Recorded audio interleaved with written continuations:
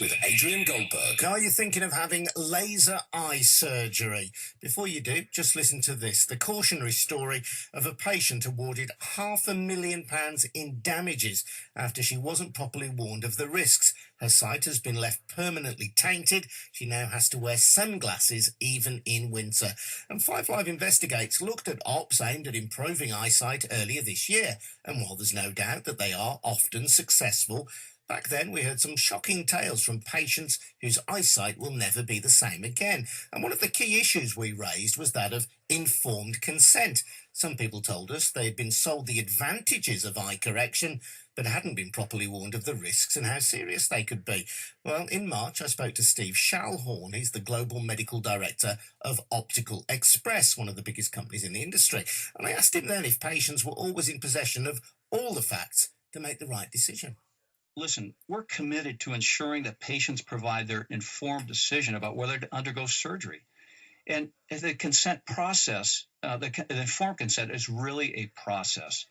This process starts even before the patient shows up for a consultation with information that's available, written information. We have new informational and consent videos that we provide. There's a discussion with the optometrist. There's a discussion with the surgeon. And, of course, the very end and what you're talking about is the informed consent document.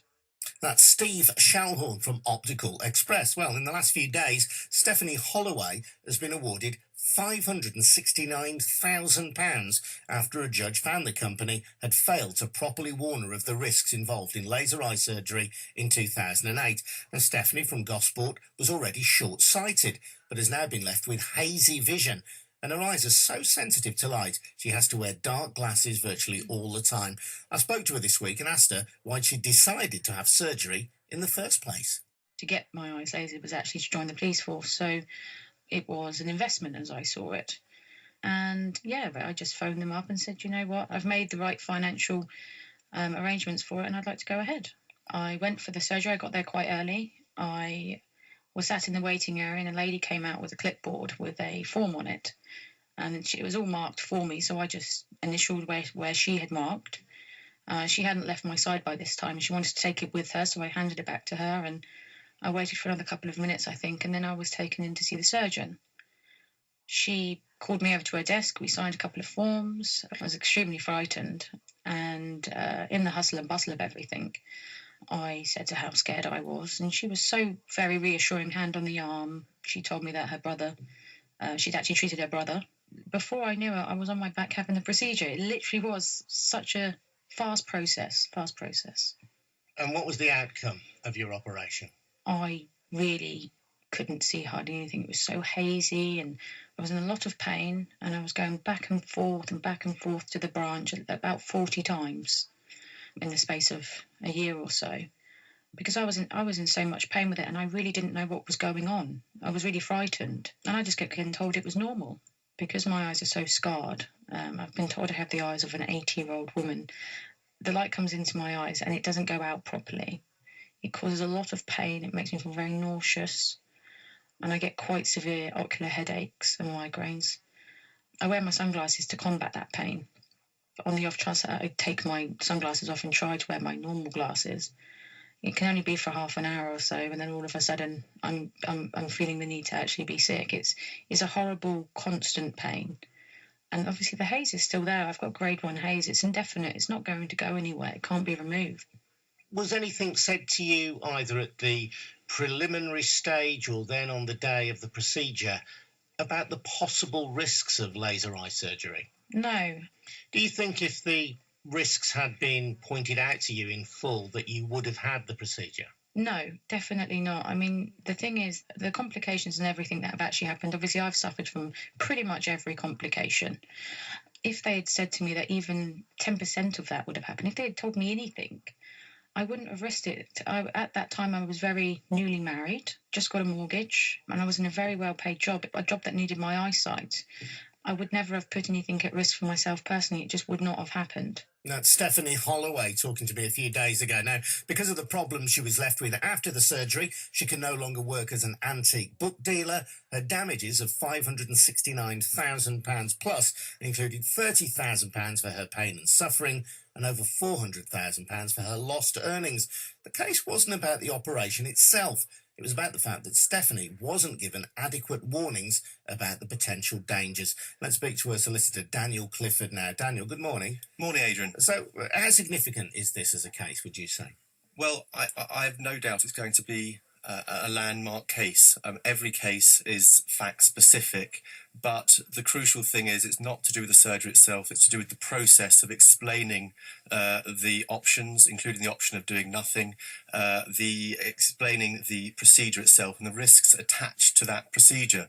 So this case, the decision from this case, has application to a number of other cases, and I'd say anyone who has undergone eye surgery, laser eye surgery, and has suffered a complication, even if that's a known risk, and even if they signed a consent form, may have a potential claim and should seek legal advice. Yeah, and some people listening to this might be picking up on that point and say, well, hold on a minute, Stephanie did sign a consent form. Yes, you've got to do more than, or be given a chance to more than just hand a form and signed just prior to the operation.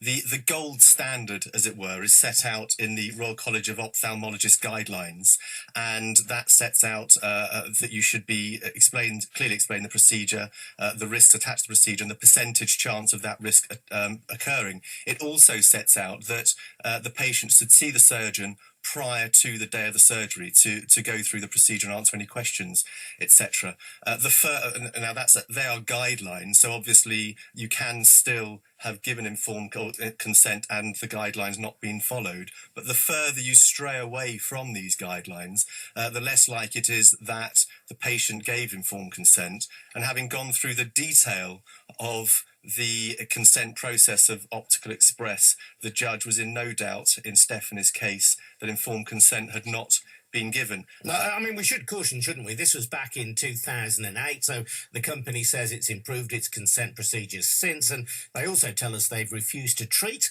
150,000 patients over the last 5 years because, in their view, it wasn't in the patient's best interest. But on this occasion in 2008, what did you learn about how the company informed patients of the risk? Well, two crucial things. Working backwards, first of all, contrary to the guidelines, the surgeon doesn't generally see the patient in advance of the day of the surgery.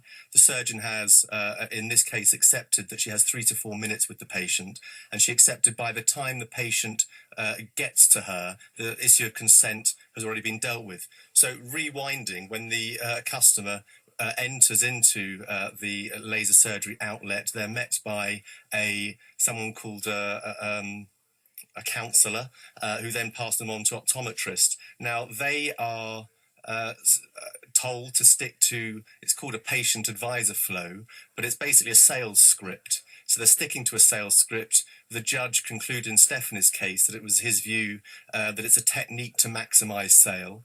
It talks about actions and behaviours, suggested words and phrases, best practice words, etc. There isn't very much time. The optometrist sees around 10 to 15 people a day, and the judge wasn't too impressed with the fact that both the optometrist and the counsellor receives a bonus for every sale clinched. So okay, Dan, okay, you've made a pretty fair point there, as you clearly did in court. Emma Vardy, what have Optical Express had to say? Optical Express say their records show that the possible risks and complications had been discussed with Stephanie almost a week before the procedure, and that she had signed a consent form. Now, the company says their consent procedure has evolved over the years and now includes the opportunity to watch an information video. They say patients are also given a detailed informed consent document before the day of surgery and are given every opportunity to discuss concerns with the surgeon. Optical Express also say they believe Stephanie's symptoms could be fully resolved with further treatment, and stress that complications are very rare. It's also Optical Express says it is also considering whether it will appeal the court decision. Thanks very much indeed, Emma. The Department of Health says it's looking to make the industry safer, more transparent and accountable following a review of the cosmetic surgery industry by Sir Bruce Kehoe.